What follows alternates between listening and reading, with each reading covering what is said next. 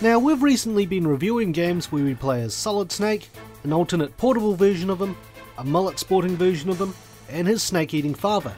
But what is it like to be the reptile namesake behind the legend? Introducing Snake Simulator by Gluten Free Games on Android and iOS. Released on both platforms in 2014, the game is exactly as it states, a snake simulator. You control a snake that slithers around attacking and eating things in the rainforest. A fairly straightforward and simple idea, but is it effective? Let's find out in The Good. I think the basic concept works. You start off attacking and eating eggs, small animals and insects, while trying to avoid a lot of the larger animals.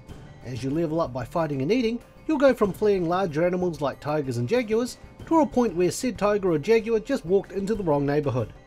As your snake levels up, it becomes tougher to kill and its bite gets stronger. Later on, your snake can even learn a couple of skills such as spitting venom to damage your enemy, or even hypnotising them to attack other animals, providing that there are other animals in the immediate area. You can even meet up with another snake who will act as your mate, and give birth to more snakes, making you more dangerous than you already are. After all, if animals have trouble with one snake, imagine dealing with up to 4. The collectibles are somewhat interesting.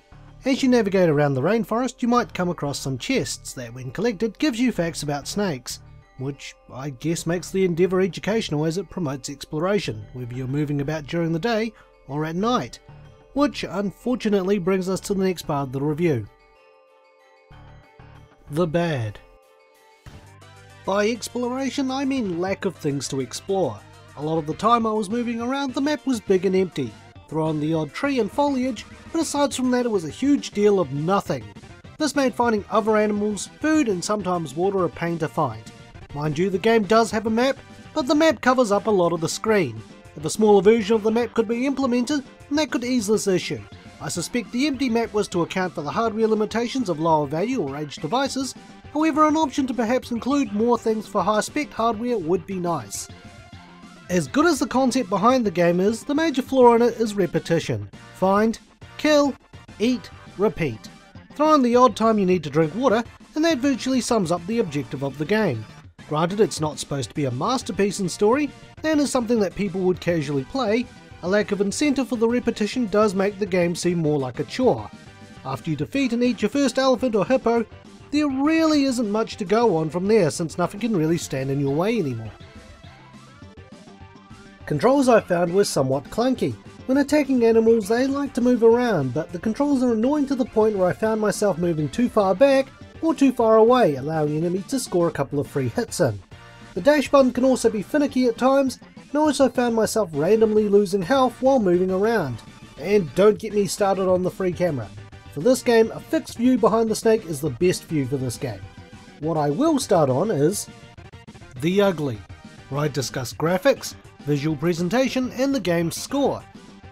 Graphically the game isn't too bad. The ground textures need some work, but animal models don't look too shabby. Unfortunately, that's probably the most positive thing I can say here. The game has quite a number of bugs, and I'm not talking about the ones I can kill and eat. Monkeys when killed tend to run in place. I've fought piranhas that fly out of the water. Corpses that slowly move. And disappearing water are just a few of the bugs I've come across outside of praying mantises and spiders. Weather effects and random frame drops didn't really help too much either. The game doesn't really have much of a soundtrack since this is what you'll be mainly listening to. So I suggest putting some appropriate music on. Snake Eater is a good choice.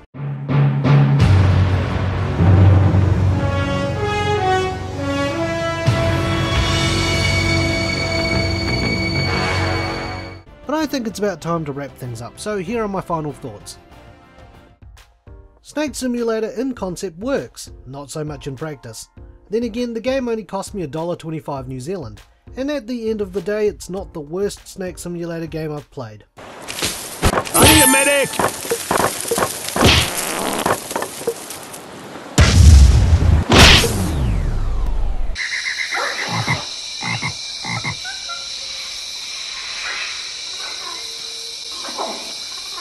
The game does have its charms, and Gluten Free Games have made a series of simulators where you play as different animals in the style of this game, so it doesn't hurt to take a look.